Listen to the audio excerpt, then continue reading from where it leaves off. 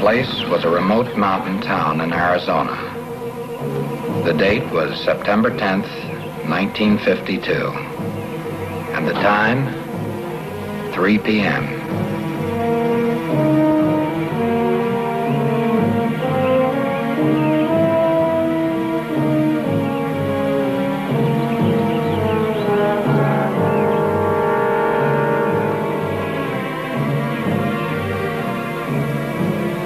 This man's name was Juan Morales, an unemployed mechanic.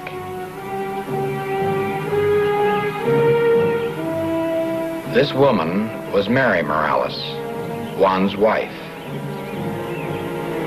And this man, a stranger.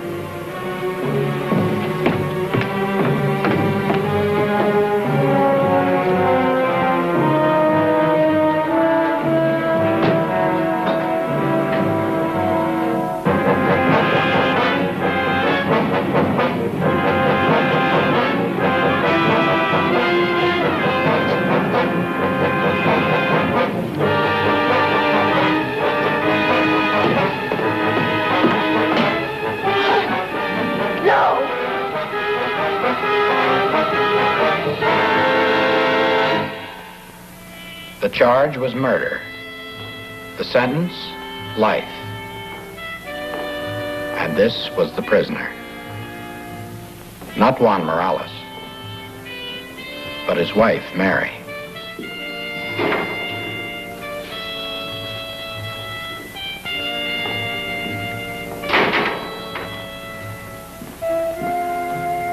For 6 years, she swore she was innocent. Her appeals did no good. The conviction stood, guilty of murder in the second degree. But was she? Was she guilty? And then she found a final hope. The court of last resort is actually at work today, investigating cases throughout the United States. Its board of investigators, a group of 7 men, experts in law and criminology, bound together in their dedication to improving the administration of justice.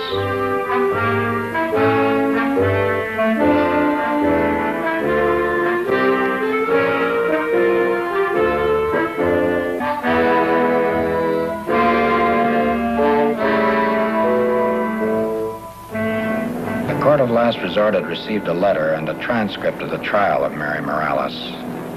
The material had been sent by a newspaper publisher in a small Arizona town, a man named Stevens, who had become interested in their case.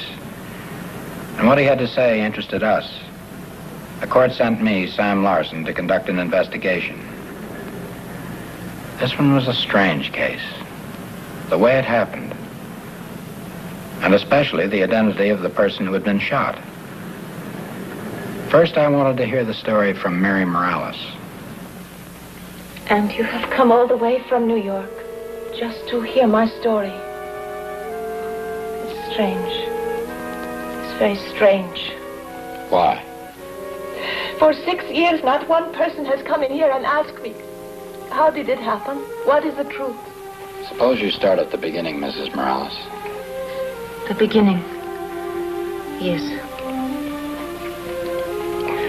We were just going to go through this little town. We had come from Texas, Laredo, where we were born. Juan, my husband, our little Manuel, and me. My husband, Juan, could get no work. His hands were ready, but no one would hire him. Why not? We are Mexicans. They are afraid if they gave us work that we would stay. We were just a little way from this town when it happened. The truck broke down. Our money ended. And little Manuel was very sick again. We found this little shack by the side of the road, and we moved in without asking. Then things began to get very bad for us. How's the boy? He is worse. Juan, we have to take him to that clinic. That clinic the man told us about. It's 100 miles. How do we get there? Truck? The axle is cracked. It's good for 2-3 miles. Know what it costs to go 100 miles? $15 for an axle. A used one. Grease, gas, oil. Need at least $25 to get to the clinic. Then for the love of heaven, get it. How? Huh? How? You think I want this? To sit here and not be able to help my boy? You know what it does to a man? Do you think that is going to help? Helps me forget things the way they are. Juan, you have to look at life the way it is. I'm tired of it, Maria. All my life, bad luck. For 2 years, my hand is no good. I thought, when it gets well, I will work again. Now I can work, nobody wants me. You are being a coward, Juan. Maria! I could understand when your hand was bad. Now that is over. Now you want a new kind of sickness. Stop accusing me! I do what I can. Tired of hearing you talk about it. You're tired of hearing me talk about it. Well, I am tired of saying it. Where are you going? I am going into town. What for? To beg. Beg. I could not bring myself to beg. Not yet. I needed courage. I thought perhaps if I could have a cup of coffee inside me, I would be able to do it. You ain't been through here in quite a while, Fred. Been driving the Ogden route lately. You got a full truck this trip? Loaded. And I had to break her hard down those hills. Here comes one of them tamales. Yeah, Mexicans. Don't have no use for them. Never did. They don't belong in this town. Coffee.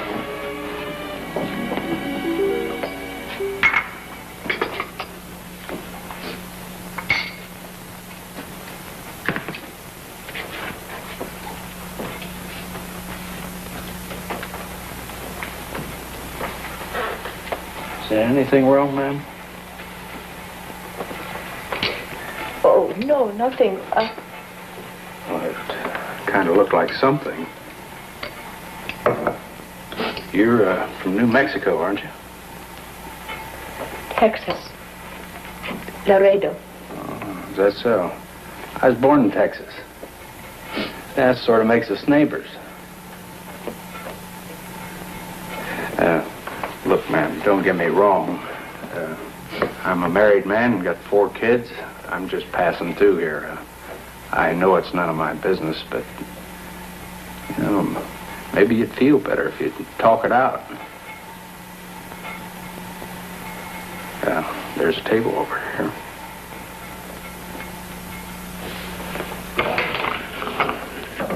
It was the first time in a long time that anything nice had happened to me.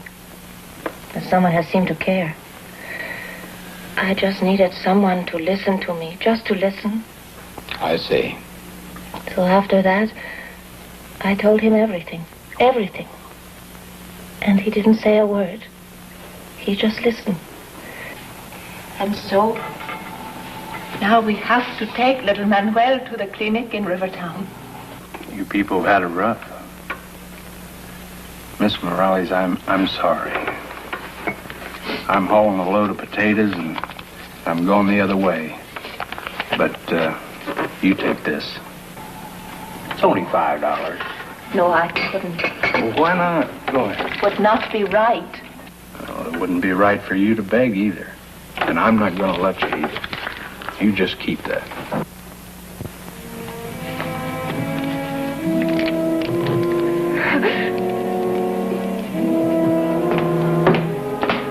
What? Get out. No! Look, this isn't what it seems to be. I said get out. I said get out before I blow your head off.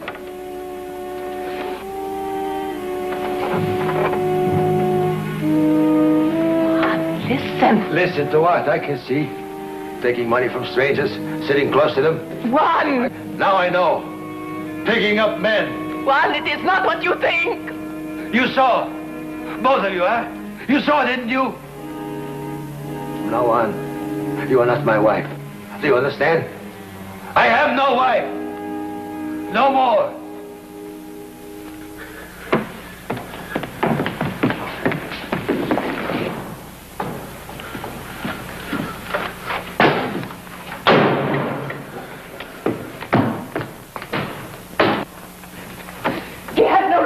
speak to me that way. He has no right.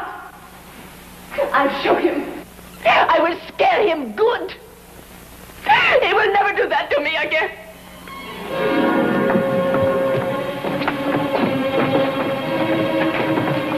All I wanted to do was to make Juan remember how he disgraced me. All I wanted to do was to give him the scare of his life. I emptied the gun.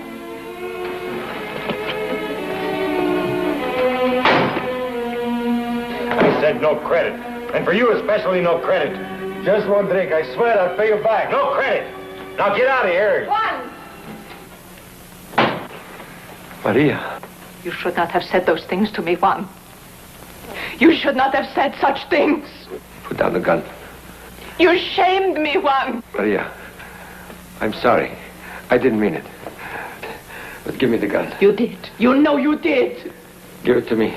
Before you hurt yourself! Mrs. Carter!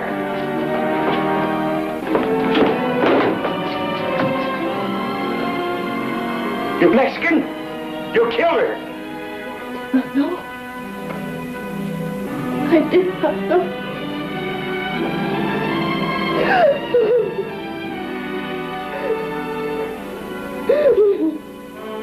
The story, Mr. Larson, the whole story. The truth. It was an accident. I did not mean to kill that poor woman. How did your husband happen to have a gun in the first place, Mrs. Morales? Well, he kept it in the car. Sometimes he would shoot an animal for us to eat. It was what you call automatic. I have seen Juan use it. I thought I knew how to use it, how to empty it. I did not know there was another bullet in that gun. You told them this at the trial? The trial. I tried to tell them, but there were witnesses, all against me. She knew the gun was loaded. Anybody could see that. He came in at her and she fired. Only accident I could see was that she missed her husband and killed Mrs. Collier. Yes, sir. I'm almost positive. Just before she went out and got the gun, she said, "I'm gonna kill him." Just like Al Henry said. I heard her say the same thing. I'm going to kill him. They all lied, Mr. Larson. Everyone. And the jury, they believed them. And your husband, what happened to him? Juan. No man has ever suffered for his wife like my Juan. After they put me in prison, he took little Manuel and went back to Laredo. For 4 years he worked, day and night, saving every cent, so that finally he might come back to that town and try to prove to them that I did not mean to kill that woman. I see. He's there now? Yes. I guess they felt a little sorry for him then. For 2 years he has worked as a mechanic, but all the time trying to speak to those witnesses who were against me, trying to tell them it was an accident, even hiring lawyers. But it did no good. Well, what interested the court of last resort, Mrs. Morales, is that you were charged with murder instead of manslaughter, accidental killing. Do you know why? Ask them. Ask the people in that town. They lied about me. They sent me here.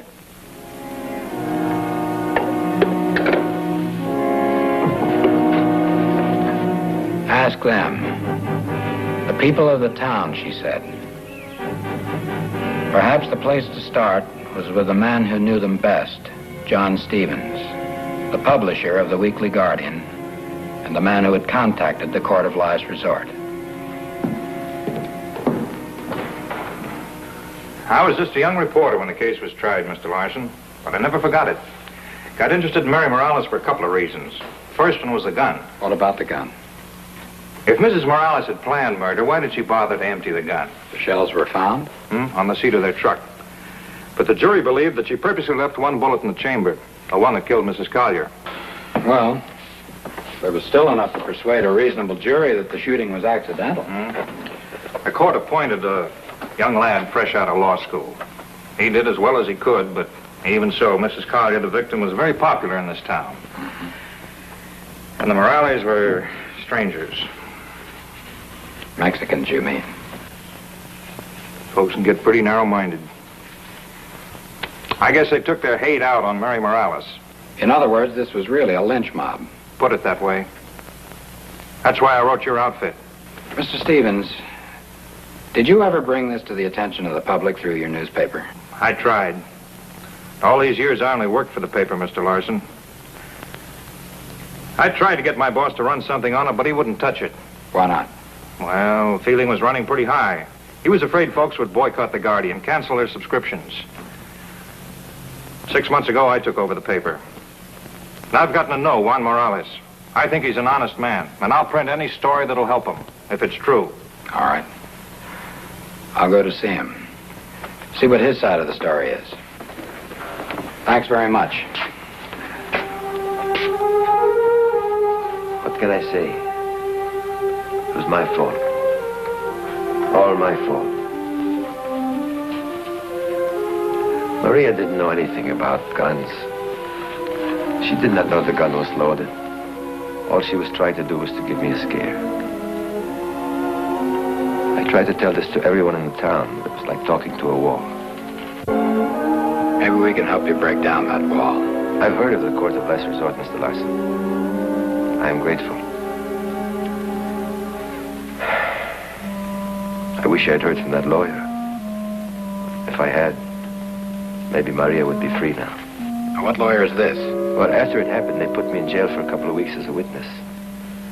I tried to sell my truck from inside the jail to get money, to get a lawyer to help Maria. Deputy. Deputy. Now, what do you want? What is the name of that lawyer on Main Street near the post office? I saw the sign, but I don't remember the name. You mean Joe Andrews? Yeah, that one.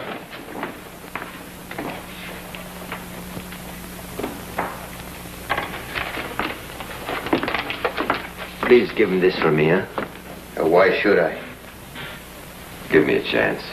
All I want for my wife is a good lawyer. Please, give this to Mr. Andrews.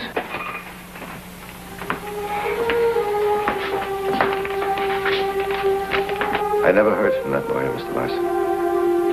He never answered my letter. Where can I find this man, Joe Andrews? 2 years ago, I came back here. First, I tried to see Mr. Andrews. I found that Mr. Andrews was dead. Oh. I never got a chance to find out why he never answered my letter. Do you know whether Joe Andrews ever got that letter, Mr. Whaley? Letter? What letter? The one Juan Morales says he gave to you to give Andrews. That bum can say anything he likes. It's his word against mine.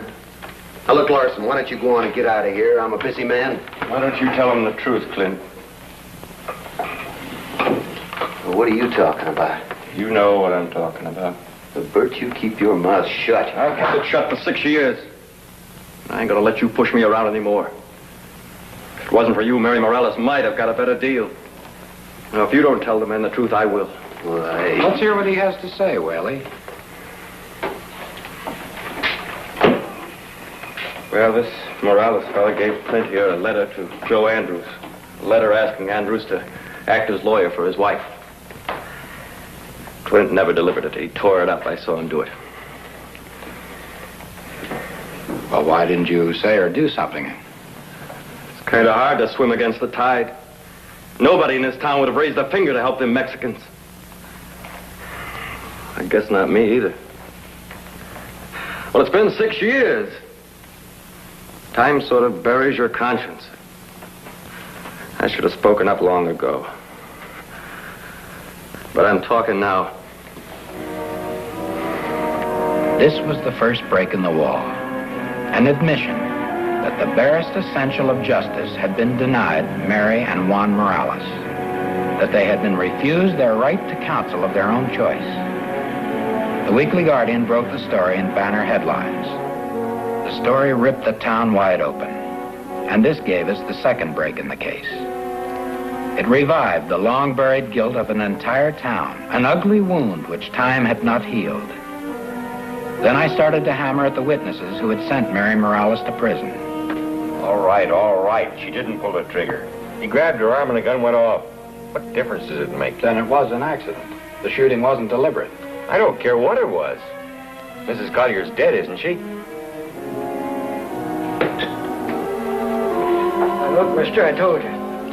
It sounded to me like she said, I'm going to kill him. I see.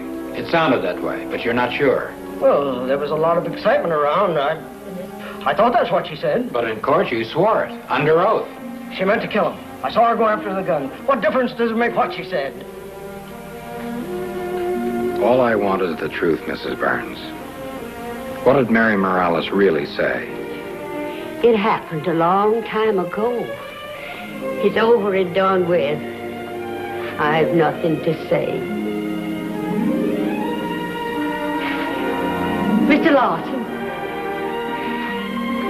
I'm an old woman. I have much longer to go. Perhaps you're right. Perhaps it is the time for the truth. A week later, John Stevens and I drove to the county seat to attend a meeting in the chambers of the judge who had tried the case against Mary Morales. And in short, Your Honor, my investigation shows that the deputy sheriff prevented Mr. and Mrs. Morales from contacting counsel of their own choice. And furthermore, these affidavits throw great doubt upon the truth of the testimony against her at the trial. Mr. Larson. Yes, sir. Personally, I wouldn't put too much stock in these affidavits. Well, they specifically state... I know, but that was 6 years ago. The witness's memory can get pretty foggy. I'll take the trial records against these affidavits anytime. But if the accused was denied counsel of her own choice? But the sheriff denied he tore up the letter. Juan Morales said that he gave him the letter to deliver. But does Morales' word count? He's an interested party. That makes it Bert Stiles' word against Clint Whaley's. Still, I might be impressed by the new evidence that Mr. Larson has unearthed. These affidavits tend to show that Mrs. Morales might have been guilty only of manslaughter. I agree, Your Honor, that if a person accidentally kills another, it isn't murder. But it is murder if she meant to kill her husband and fate sent the bullet into Mrs. Collier. And that's exactly what happened. I'm afraid I'll have to go along with the prosecutor on that point. Are you asking us to believe that she thought the gun was unloaded, that the killing itself was accidental?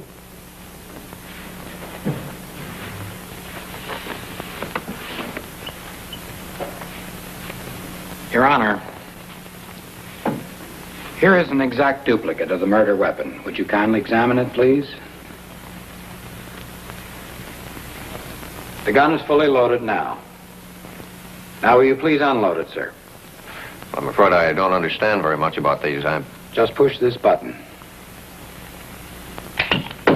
That's it.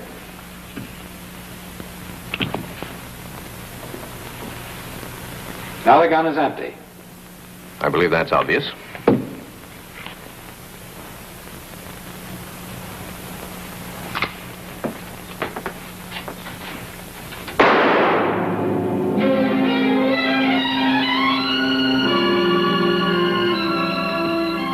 Mary Morales thought the gun was empty, too. But when it comes to a gun, you never can tell. Now, this is an automatic, Your Honor. You removed the magazine, so did she. But you both forgot that there was a bullet left in the chamber. And that is my point, sir. Mary Morales made the same mistake as you did, Judge. A mistake that anyone could make. For 6 years, an entire town had lived in guilt. But now its conscience was aroused. And for Mary Morales, there will be a new trial and justice.